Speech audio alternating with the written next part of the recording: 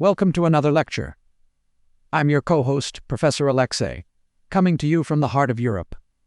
Today, we embark on a fascinating exploration into the career of a remarkable dual-sport athlete. Hello everyone. I'm Priyanka, delighted to be here, and yes, today we're diving into the inspiring journey of Amanda Serrano, a trailblazer in boxing and mixed martial arts. Let's get started. Now, fundamentally, Amanda Serrano is quite an interesting figure, known for her accomplishments both in the boxing ring and in the MMA cage. To some extent, she exemplifies what it means to possess versatility and determination in the realm of sports. Yes, and if we think about her achievements, basically, one of her most notable records is winning world championships in multiple weight categories, which is kind of a big deal, you know. Indeed. It's an important reminder of the concept of the unified world champion, a title held by those who clinch championship belts across various recognized boxing bodies within the same weight division. However, speaking of weight, we should also touch upon her birthplace and upbringing, which are equally significant. Yeah, so Amanda was born in Carolina, Puerto Rico, then grew up in Brooklyn, where the Nuyorican culture kind of shaped her identity and approach to her sporting career. Now, moving forward, we must consider the relevance of Serrano's influence. In essence, her career has played a vital role in elevating the presence and recognition of women in sports. Historically, female athletes have faced immense challenges in being seen as equals in the professional field, both in terms of opportunity and compensation. Exactly. I think what's fascinating is how her career has been a catalyst for inspiring women globally, and especially in raising awareness about these issues for Puerto Rican athletes. Let us now delve into some intriguing facts about Serrano.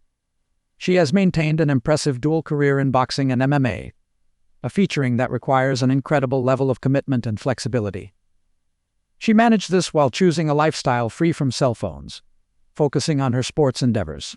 That's really impressive. And I guess it brings into focus her ability to headline at Madison Square Garden, marking a historic moment for women in sports. Next, we shall explore three pivotal moments in her career.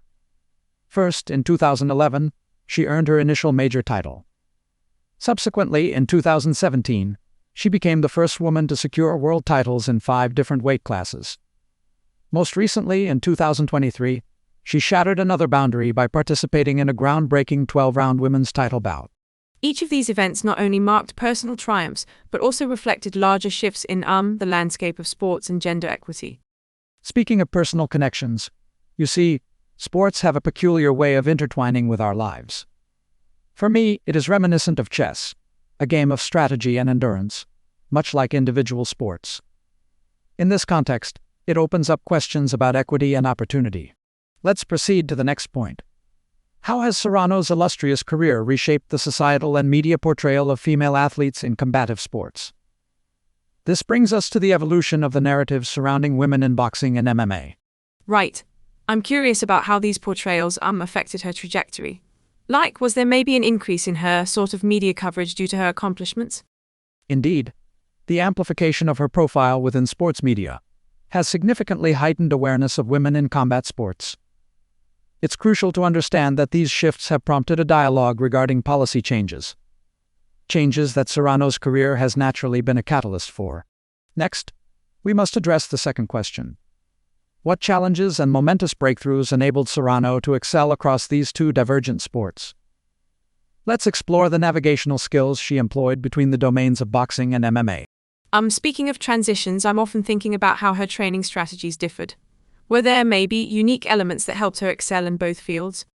In simpler terms, boxing requires precision and rhythm, whereas MMA demands adaptability and broader combat techniques.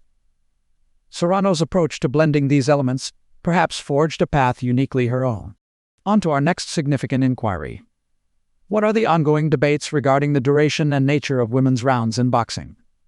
Specifically, let us attempt to dissect the implications of extending fights to 3 minutes. It's interesting because this debate about longer rounds sort of raises questions. Do athletes see it as a chance, or is the concern about safety valid from their view? In conclusion, the discourse reveals varied perspectives.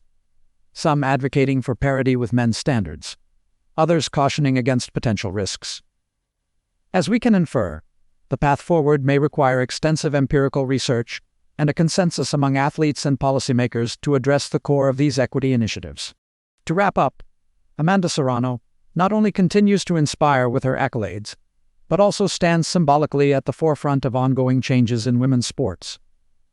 Her story enriches our understanding of equity in professional sports. Agreed. And these discussions open paths for further study, maybe into participation in sports like MMA, where her influence also thrives. Let's transition to another aspect, wishing our audience continued curiosity and fulfillment in their learning journeys. Till next time, I am Professor Alexei. And I'm Priyanka. Thank you for joining us today.